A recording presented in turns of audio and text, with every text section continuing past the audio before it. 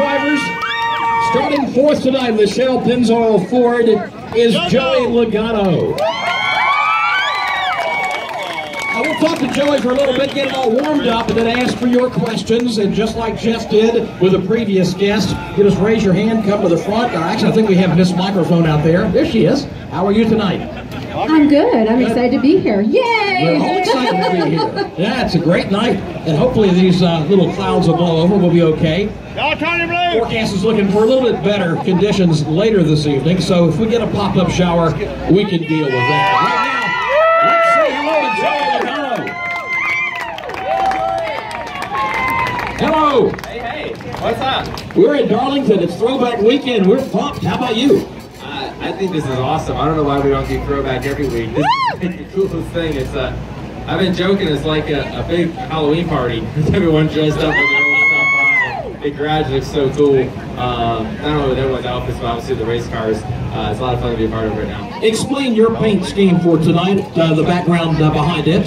So I have a paint scheme that resembles Mario Andretti's paint scheme when he ran the 24 hours of Le Mans. So pretty cool to be carrying a scheme after somebody like that. You know, obviously Mario Andretti is such an icon of all motorsports, and you know, so it's really cool to have that. I've got to meet him a few times over the last couple of years, and you know, as an Italian guy like he is, it's pretty cool to get to know him and race his paint scheme tonight.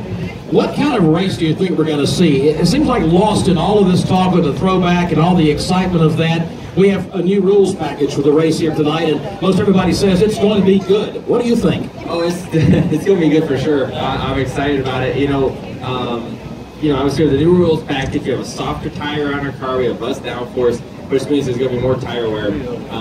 But it seems like even without all that, this track is going back to the old Darlington. It seems like that's going back to the throwback as well. The tires are wearing out so quick. We saw that in the Xfinity race yesterday, how quick the tires were wearing out, and how there's comers and goers throughout each run.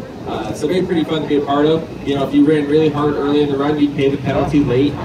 So it's kind of fun to have that back in our cars again. Typically, you know, most racetracks we've gone to in the recent years, you can just drive these things as hard as you can every lap, and now a little bit more finesse comes into play, which is a little bit different for all of us. And you know, I know for one thing for sure, we're going to want tires every single caution, and I just hope we have enough of them. Do you think we'll have the kind of race where you've got one group of drivers on one plan and another group on another plan, and just kind of keep swapping back and forth, so fast cars are behind slow cars? I don't know if that's going to quite get to that point. Because like I said, I mean, if the caution comes out after 5 laps, we're going to want to put tires on our car. You know, just depending on how many sets we got left. Now, we might run out, so we might have to stay out in one of those situations, but for the most part, we're going to want them every time we can, which is fun. And obviously it puts a lot of, you know, a lot onto the pit crew. There's going to be a lot of pit stops tonight. 500 miles around here. This is like the Coca-Cola 600. It feels just as long from inside the car. It's such a long night, and everyone wants to win the Southern 500. This is one of those races that stacks up there with Indy and Daytona,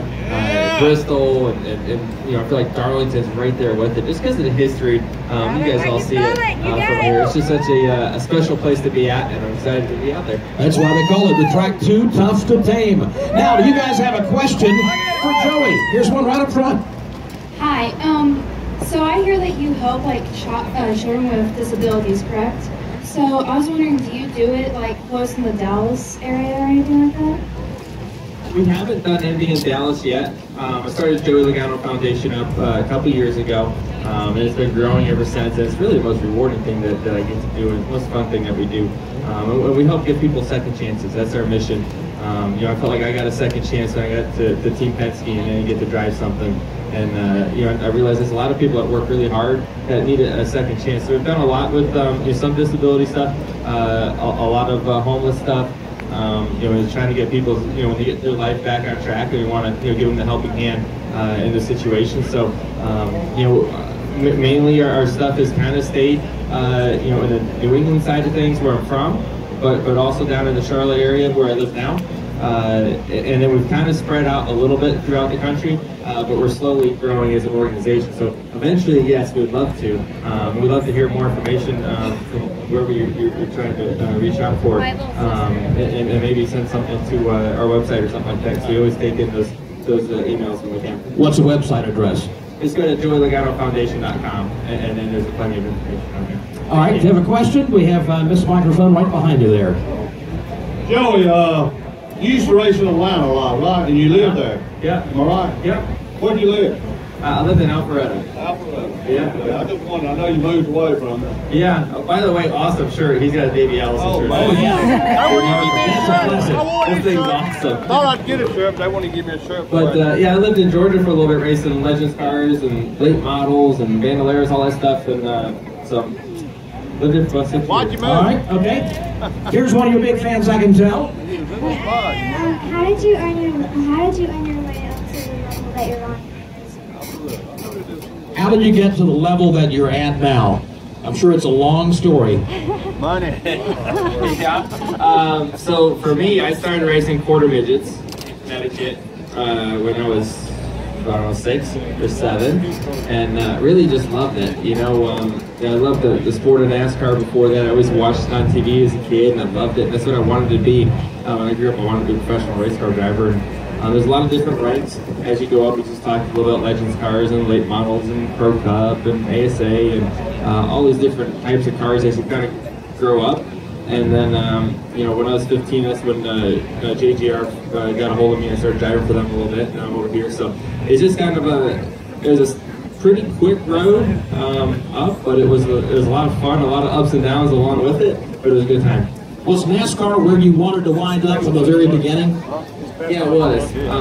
You know, and really, I mean, I was really the biggest Jeff Gordon fan when I was young, and I just loved it. And you know, the funny thing about it is I was in Bristol a few weeks ago, and we're up front leading the race, and I restart the race, and Jeff was 4th, and I was on the front row, and I looked in the mirror and I saw he had that rainbow car that is so iconic that we're all used to seeing, and we haven't seen in such a long time. And I looked up and I said, how cool is this? That was a car I used to watch on TV, and I'm racing him for a win right now. Like, that is the coolest thing. And, I don't know why I was thinking about this when I was trying to win the race, but my mind wandered for a second. I really did for a minute. I was like, this is really cool. That's kind of like the flashbacks we were talking about. We were liable to have tonight, looking at some of the old paint schemes out here at Darlington Raceway. Yes, ma'am, another question for Joey?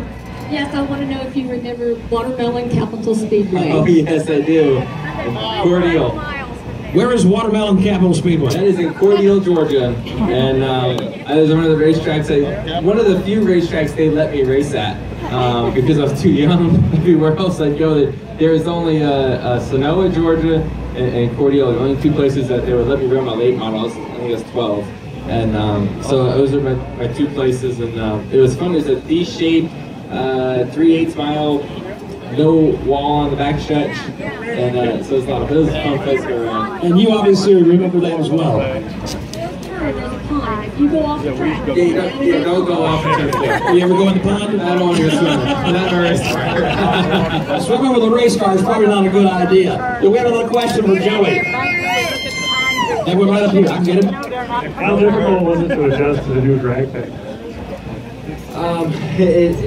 For the drivers, it's one thing. For the teams, it's a whole another thing. You know, you look at, you know, obviously we can go to one tunnel and you know, look at the aero data as much as we can and say, okay, the balance is shifting a certain way, or you know, the tire and what we have for stagger, what a softer tire is going to do. There's only so much we can do, though. You know, Brad came down here for a test. He got to do the test with the low drag package, so we had a kind of an idea of where we wanted to start as a 22 team, and then we kind of worked on it from there. Really, we didn't unload that bad. We unloaded pretty close, and just kind of made some adjustments from there. So, you know, it just kind of goes to show how far the engineering's come in this sport, that we can unload with a whole new package. And really, everybody here can unload with a brand new package. Everything's different, and we're all not like, oh my God, we can't drive it, it's out of control, it's way tight or way loose or anything like that. Like, we get them somewhat close, and then we can fine tune it from there. So, you know, it's kind of amazing where the simulation world has gone. This racetrack has a lot of nicknames. The Lady in Black, the track Too Tough to Tame. I mean, you figure with all those different nicknames, it must be pretty bad. How intimidating is it going into a race at Darlington? It's intimidating, believe me. I probably don't have the best record here. I've always had fast cars, but I always hit the wall. So I got to not hit the wall, but not hit my goal. If you can survive throughout this race, you're going to have a good finish. And so really, the goal through the first part of the race is just put some laps off, keep our track position. We'll start in fourth. We have a good start spot, and you know, don't let the lady in black go and bite us. You know, we just got to race the racetrack, do our thing, and be there at the end. All right, hope that works out for you. Good luck tonight. I hope so.